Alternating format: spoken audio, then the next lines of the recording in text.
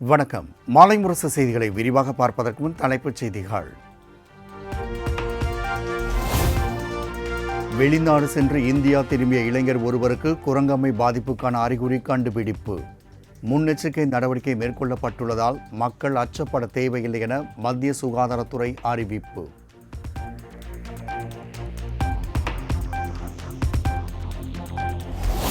அமெரிக்காவில் வரும் 21ஆம் தேதி நடைபெறும் குவாட் அமைப்பு மாநாட்டில் பிரதமர் மோடி, ஜோ பைடன் உள்ளிட்டோர் பங்கேற்பு.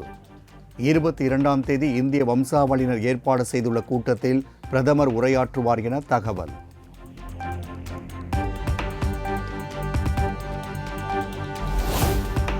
அமெரிக்காவின் சிகாகோ நகரில் இருந்தவாறே திமுக தேர்தல் ஒருங்கிணைப்பு குழுவினருடன் முதலமைச்சர் மு க ஸ்டாலின் ஆலோசனை.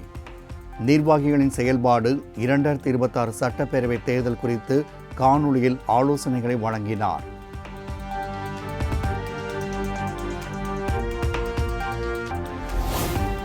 தெலங்கானா மாநிலம் ஹைதராபாத் மற்றும் ஆந்திர மாநிலம் விசாகப்பட்டினத்தில் கொட்டி தீர்க்கும் கனமழை.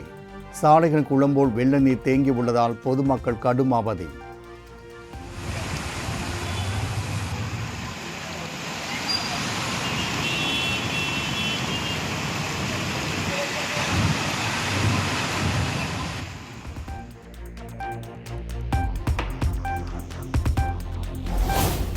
உத்தரப்பிரதேசத்தில் பெய்து வரும் கனமழை வெள்ளப்பெருக்கில் சிக்கி இதுவரை 9 பேர் பலி.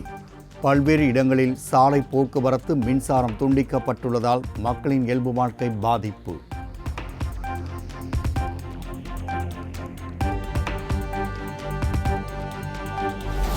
கொல்கத்தா பயிற்சி பெண் மருத்துவர் பாலியல் வன்கொடுமைக்கு ஆளாக்கப்பட்டு கொலை செய்யப்பட்ட வழக்கு. உச்ச நீதிமன்ற தலைமை நீதிபதி டி.ஒய். சந்திரசூட் அடங்கிய அமர்வு முன்பு இன்று விசாரணை.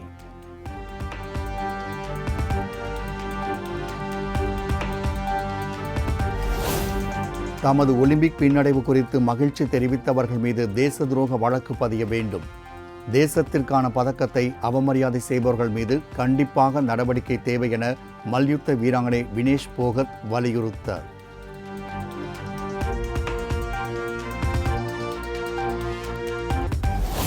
கலிங்கப்பட்டினத்திற்கு கிழக்கே நிலை கொண்டுள்ள குறைந்த காற்றழுத்த தாழ்வு பகுதி இன்றிரவு வடக்கு ஒடிசா, மேற்கு வங்கம் கடற்கரை பகுதிகளில் ஆழ்ந்த காற்றழுத்த தாழ்வு மண்டலமாக வலுப்பெறும் என கணிப்பு.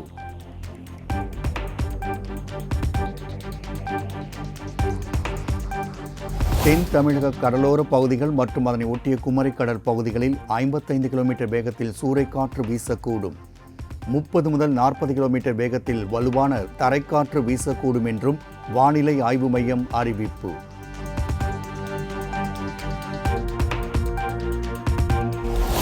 தமிழகம், புதுச்சேரியில் வரும் 14ஆம் தேதி வரை லேசானது முதல் மிதமான மழைக்கு வாய்ப்பு. சென்னை மற்றும் புறநகரில் இடி மின்னலுடன் கூடிய மிதமான மழைக்கு வாய்ப்பு.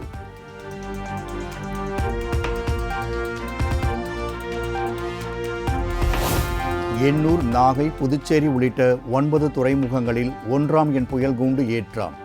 மீனவர்கள் மீன்பிடிக்கச் செல்ல வேண்டாம் என எச்சரிக்கை.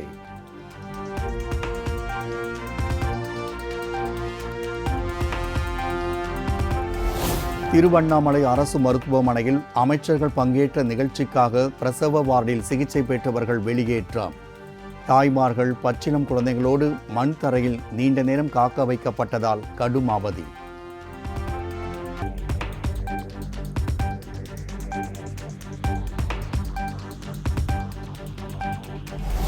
நாகர்கோவில் பேருந்து நிலையத்தில் இருந்து வெளியூர்களுக்கு போதிய பேருந்துகள் இயக்கப்படாததால் பயணிகள் கடும் அவதி. விடுமுறை முடிந்து சென்னை, பெங்களூரு உள்ளிட்ட பெருநகரங்களுக்கு திரும்பும் மக்கள் தவிப்பு.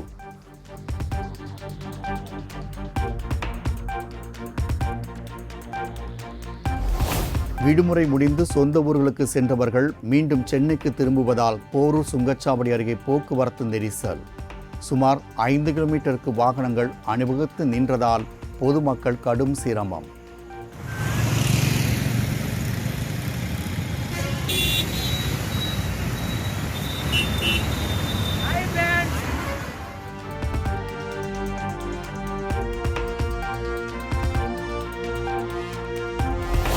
தமிழ்நாட்டில் தற்போது முதல்வராக வேண்டும் என்ற நினைப்பில் சிலர் கட்சி தொடங்குவதாக விஜயை மறைமுகமாக விமர்சித்தார் அமைச்சர் கீதா ஜீவன்.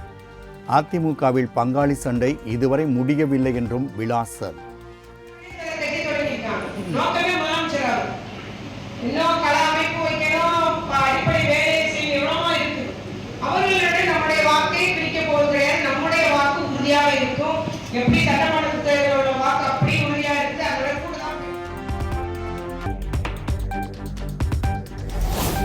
தமிழ்நாட்டின் பல்வேறு பகுதிகளில் உள்ள நீர்நிலைகளில் கரைக்கப்பட்ட விநாயகர் சிலைகள்.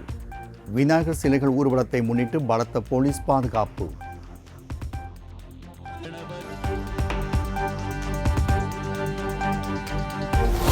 தேனி மாவட்டம் ஆண்டிப்பட்டியில் விநாயகர் சிலை ஊர்வலத்தின் போது நடந்த கல்வீச்சு தாக்குதலில் ஒருவர் படுகாயம்.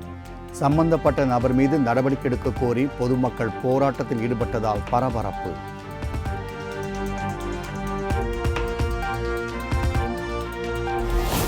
தமிழக வெற்றி கழகத்தை அரசியல் கட்சியாக அங்கீகரித்தது இந்திய தேர்தல் ஆணையம். தமிழ்நாட்டின் பல்வேறு மாவட்டங்களில் தமிழக வெற்றி கழகத்தினர் பட்டாசு வெடித்தும் இனிப்புகள் வழங்கியும் கொண்டாட்டம்.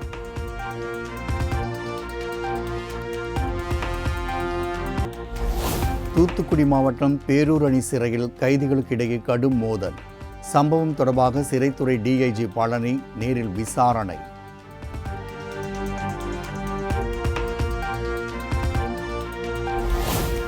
சென்னை சென்ட்ரலில் இருந்து ஆவடி மற்றும் திருவள்ளூர் வழித்தடத்தில் இன்று முதல் கூடுதலாக 3 மின்சார ரயில்கள் இயக்கப்படுகின்றன. பயணிகளின் கோரிக்கையை ஏற்று தெற்கு ரயில்வே நடவடிக்கை.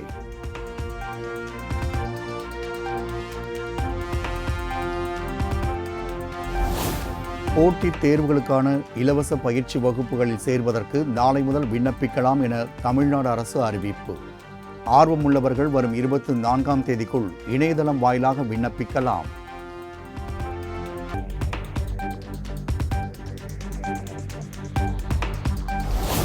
புதுக்கோட்டை மீனவர்கள் 14 பேருக்கு செப்டம்பர் 20ஆம் தேதி வரை நீதிமன்ற காவல்.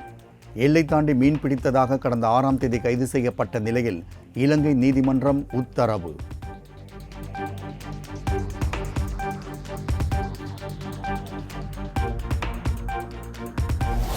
அமெரிக்க வாழ் தமிழர்களோடு இருப்பது தமிழ் மண்ணில் இருக்கக்கூடிய உணர்வை தருகிறது. சிகாகோவில் அமெரிக்க வாழ் தமிழர்கள் மத்தியில் முதலமைச்சர் மு க ஸ்டாலின் உரை.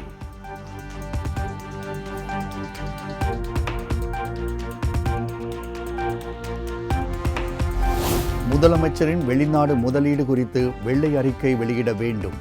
எதிர்க்கட்சித் தலைவர் எடப்பாடி பழனிசாமி வலியுறுத்தல்.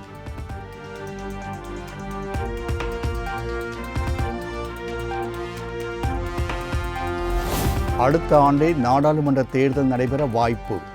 மத்திய பாஜக அரசுக்கு நீண்ட ஆயுள் கிடையாது என்றும் தமிழக காங்கிரஸ் கமிட்டி தலைவர் செல்வ பெருந்தகை ஆரூடம்.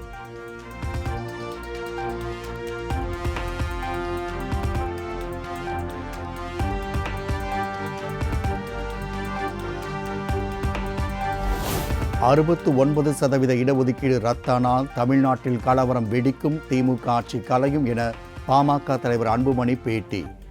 முதலமைச்சர் மு க ஸ்டாலினுக்கும் சமூக நீதிக்கும் சம்பந்தம் இல்லை எனவும் ஆவேசம்.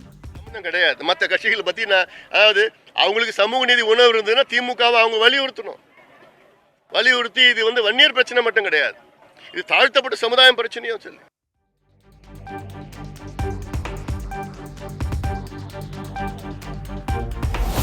இலையுதிர் காலத்தை வரவேற்கும் வகையில் உதகையில் நடைபெற்ற அறுவடை திருவிழா. பாரம்பரிய தாமஸ் தேவாலயத்தில் காய்கறி, பழம் உள்ளிட்ட உணவுப் பொருட்கள் ஏலத்தில் திரளான கிறிஸ்தவர்கள் பங்கேற்பு.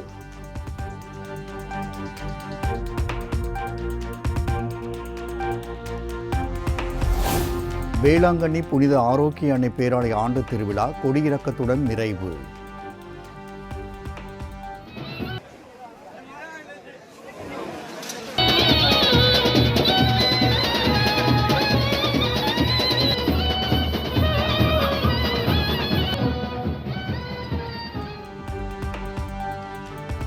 தஞ்சை மறைமாவட்ட ஆயர் சகாயராஜ் தலைமையில் நடைபெற்ற கூட்டு திருப்பலியில் ஏராளமானோர் பங்கேற்பு.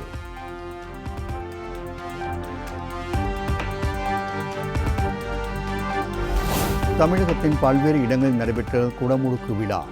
கலசங்களில் புனித நீர் ஊற்றப்படுவதைக் கண்டு ஆயிரக்கணக்கான பக்தர்கள் தரிசனம்.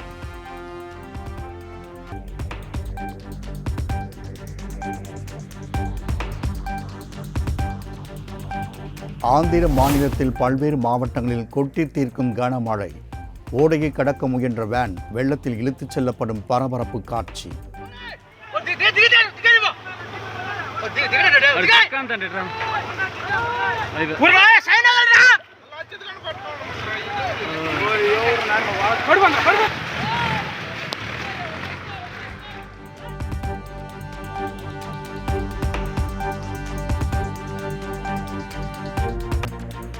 வங்கதேசத்திற்கு எதிரான முதல் டெஸ்ட் போட்டியில் விளையாட உள்ள இந்திய அணி அறிவிப்பு. ஜெய்ஸ்வால், சுப்மன் கில், துருவ் ஜூரல் போன்ற இளம் வீரர்களுக்கு வாய்ப்பு.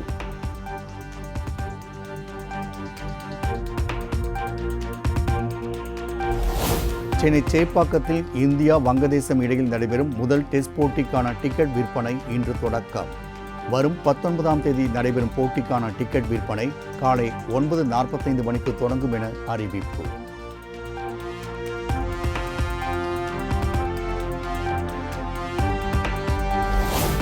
அனைத்து முதலீட்டாளர்களும் அதிகம் எதிர்பார்த்து காத்திருந்த பஜாஜ் நிறுவனத்தின் ஹவுசிங் ஃபினான்ஸ் IPO இன்று வெளியாகிறது. சில்லறை முதலீட்டாளர்கள் குறைந்தபட்சம் 15,000 முதல் அதிகபட்சமாக 1,95,000 வரை முதலீடு செய்யலாம்.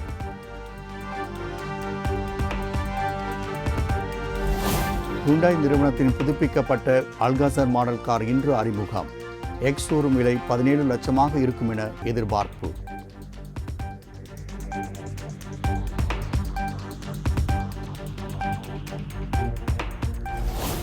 ஆப்பிள் நிறுவனத்தின் புதிய iPhone 16 சீரீஸ் இன்று வெளியாகிறது. இந்திய சந்தை மதிப்பில் 67,000 ரூபாயாக நிர்ணயம் செய்யப்பட்டுள்ளதாக தகவல்.